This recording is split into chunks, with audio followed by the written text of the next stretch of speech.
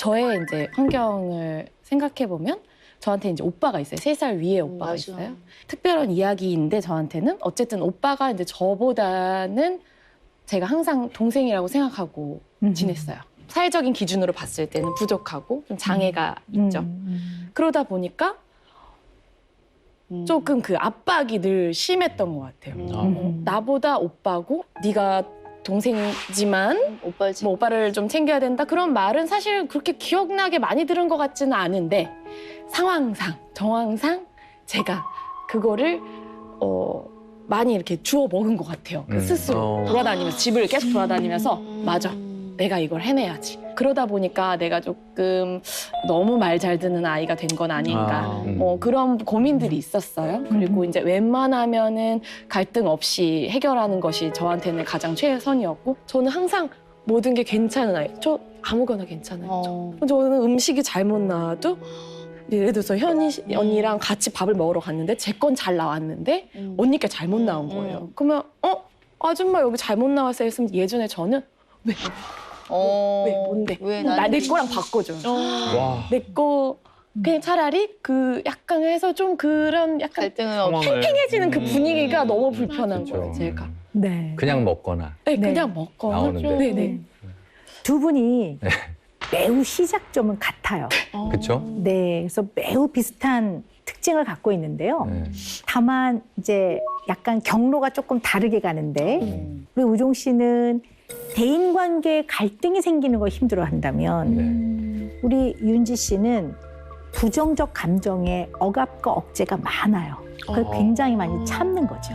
네, 물론 두 분이 다 굉장히 좋은 장점들을 가졌어요. 두 분이 다 마음을 감당하고 참아내고 견뎌내는 능력이 다 큰 사람들이고 타인에 대한 배려심이 아주 많고 그리고 이타적인 사람들이에요. 그러나 내가 왜 그런 특성을 가지게 됐을까에 대한 이해는 좀 해볼 필요가 있어요. 그런 면들이 나쁘다는 얘기가 아니라 나는 어떤 것들의 영향을 받아서 이런 특성으로 좀 이렇게 구성이 되었을까? 근데 선생님 저는 그게 저희 오빠 때문이라고 오빠 이제 지금 덕분이라고 생각하는데 나까지 무언가에게 걱정거리나 고민거리가 되고 싶지 않았고 우리 집에서 그런데 아이를 키우는데요 선생님 얘한테는 저 첫째 아이 라니가 7살인데 그 아이가 한테는 그런 환경이 아니란 말이에요 전혀 그때 저보다 훨씬 더 경제적으로도 여유 있고 모든 사람이 자기를 바라봐주고 사랑 넘치게 해주고 있는데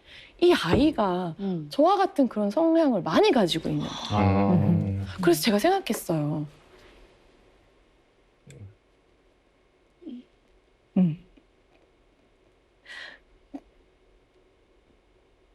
그것 때문 맞나?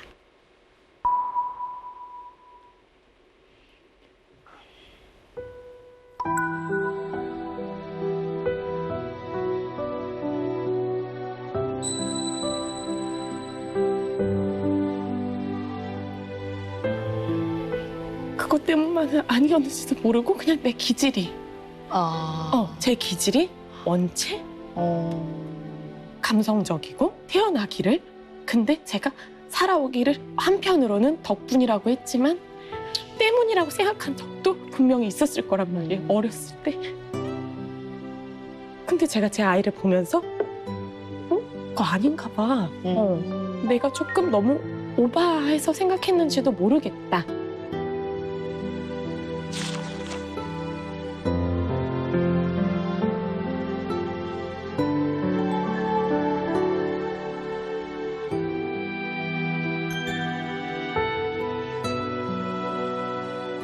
그렇게 살다 보니까 좀 내가 좀 멋대로 했으면 막 것도 있고 얼마나 좋아요. 그래서 제 딸이 그렇게 좀 컸으면 좋겠는데 엄마가 일단 그렇지 아니하거니와 엄마의 상황도 또 사람들도 많이 알아보고 좀 약간 예의를 갖춰야 되는 것 같고 그런데 제가 보기에 이 아이의 기질도 많이 저랑 닮은 것 같단 말이죠. 그래서 저는 더 밀착으로 너의 마음이 어때? 맨 처음 첫 질문이 너 마음인데 그렇게 해서 7년을 이렇게 따라왔다고 생각해요. 아이가 커가는 과정을 제가 이제 따라갔는데 주위에서 슬슬 이제 이렇게 얘기가 나와요. 세상 그런 거 아닌 거 알잖아. 왜 애를 그렇게 마음 타령만 해가지고서 어떻게 그렇게 이제는 그 고민이 이렇게 와서 이 아이에게 너무 상처받기 쉬운 그런 조건을 내가 알면서 그대로 두는 건 아닌가. 혹시 이거를 내가 좀 더 강하게 키워줄 수 있는 방법이 없을까? 그런 게 제가 진짜 제일 근본적으로 하는 네. 고민이에요. 근데 윤지 씨는 강하게 키운다는 게 어떤 거라고 생각하세요? 좀 자기 의견을 폐가 안 되는 선에서 확실하게 자기 마음을 말할 수 있고 자기 의견을. 사람은 네이처, 타고난 거와 널처, 양육되어지는 거의 합입니다. 그래서 기질도 좀 제가 봤을 때는 순하고 잘 받아들이고 잘 참고 easy temperament였던 것 같아요. 잘 적응하고 그냥 여기 있어 그럼 이렇게 잘 있고 왜요 여기 있으라고 그래 이런 기질이 아니라 그냥 이렇게 잘 있고 뭐 너 이거 좀 기다려 먹지 마 그러면 이렇게 좀 가만히 있고 먹고 싶은데 언제 먹어요? 먹고 싶은데 조금 있으면 돼요. 뭐 이러지 않는 성향이 두 분이 다 그런 그렇죠, 기질이고 그렇죠. 네. 그렇지만 이런 기질도 결국 중요한 사람과의 관계에서 양육되어지면서 그것이 합쳐져서 성격으로 굳어집니다. 성격이 구성됩니다. 그래서 어떤 현상이나 상황이나 특징이 꼭 모두 100% 부모의 영향만은 아닙니다. 네. 자, 그러면 어린 윤지로 돌아가 봅시다. 어린 윤지는 타고나게 기질도 굉장히 순한 기질이고 잘 참아내는 사람이었어요. 그런데 보니 오빠가 좀 어려움이 있어요. 근데 이게 서열로 봤을 때 동생이 어려움이 있는 거하고 자기보다 손윗사람이 어려움이 있는 게 조금 다릅니다. 왜냐하면 인간은 물이 위에서 아래로 흐르듯이 너무나 자연스러운 흐름에 의해서 윗사람이 조금 더 돌보고 배려하게끔 되어 있는 것을 자연스럽다고 봅니다.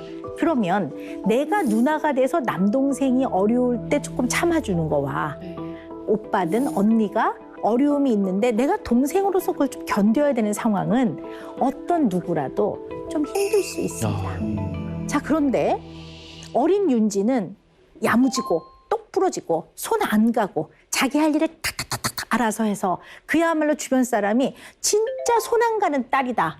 이런 말 들었을 거예요. 야무지고. 그런데 그런 윤지도 어렸던 겁니다. 어린 윤지는 그래도 어른의 관심과 도움과 보호가 필요했을 거예요. 자, 그런데 이 상황을 이렇게 보니까 엄마 아빠가 놀고 밖에 나가서 딴짓하느라고 나한테 눈을 안 마주치는 게 아니라 보니까 우리 엄마 아버지도 사는 게 너무 힘들어요. 오빠를 돌봐야 되고. 그러면 어린 윤지는 내가 좀 섭섭은 하나 나라도 우리 엄마 아빠 어깨에 짐을 얹지 말아야지. 이런 생각을 하면서 굉장히 야무지게 본인의 할 일을 알아서 착착했던 거예요. 그러나 그때 힘들었던 겁니다. 힘들었던 겁니다.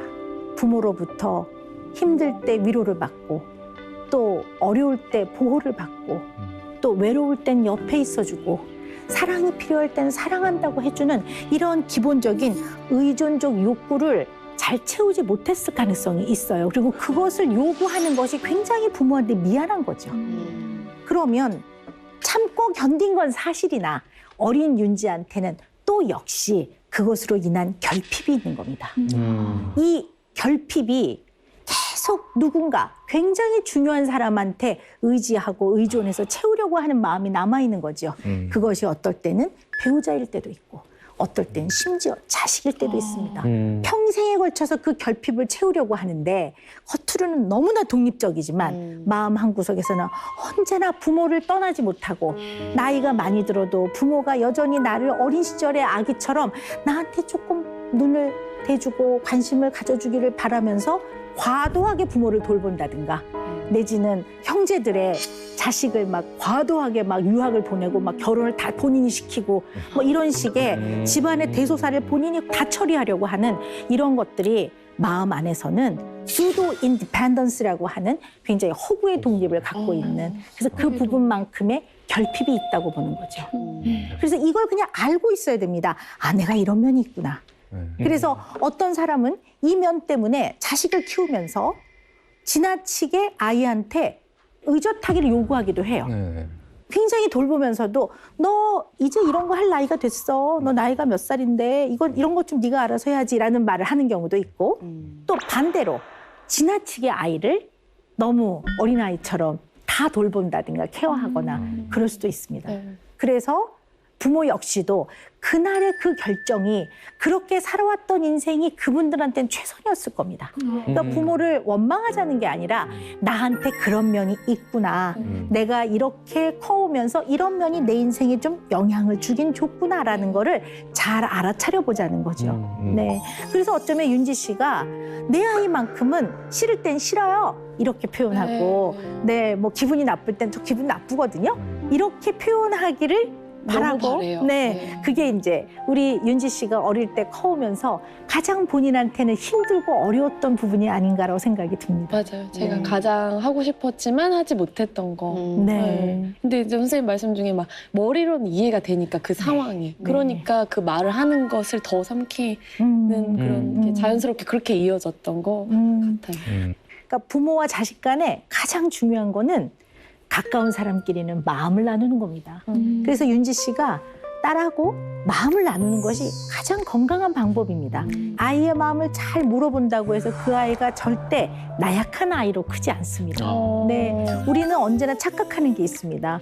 마음을 물어보지 않고 그저 아이한테 따끔하게 강하게 말해주면 이 아이의 마음이 강해진다고 생각하지만 사실은 아주 의미 있는 중요한 관계인 사람들과 마음을 나눌 때 마음을 소통하고 그걸 통해 이해하고 위로하고 공감을 받을 때 마음이 건강해지고 마음이 성장합니다. 이것이 평생 살아가는데 큰 힘이 됩니다. 그래서 지금 잘하고 있는 거니까 네, 우리 윤지 씨가 네, 남편과 아이와 마음을 많이 나누고 인생의 대화를 했으면 좋겠어요. 우리랑 친구도 되고 길게 죄송해요. 좋아하고 같이 친구 친하게 지내요. 네. 만나요. 가끔 밥 사달라고 하고 막 그래요, 이렇게 좀 해요, 맞아요. 언니한테. 네. 제가 또 밥잘 돈은 사주는 없지만. 언니입니다. 전화 좀 네. 해주세요, 한혜 씨. 저는 오늘 이야기를 쭉 들으면서 어린 윤지에게 해주고 싶은 말이 있어요. 아, 네. 윤지야. 윤지야. 그렇게 야무지고 자기 할 일을 다 알아서 하는 너 정말 고맙고 대견했어. 근데 그 과정을 해내는 너는 그 어린 나이에는 힘들었던 거야. 힘들어해도 돼. 힘들다고 말해도 돼. 어떨 땐 칭얼대도 돼. 원하는 게 있으면 요구해도 돼. 기분 나쁘면 나쁘다고 말해도 돼. 도와달라고 해도 돼. 너무 힘들어 못할 때는 나 자빠져도 돼. 이제는 그렇게 해도 돼. 그리고 그런 너의 모습을 볼 때 네 딸은 엄마의 그런 편안한 모습을 보면서 또 마음을 배울 거야. 너무 야무지고 자기 할 일 잘 알아서 손 하나 안 갔던 어린 윤지야. 고마웠다. 잘 커줘서 고맙다.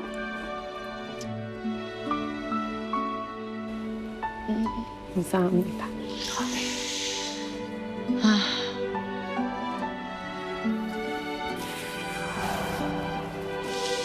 아이고. 어떻게 뭐 갑자기.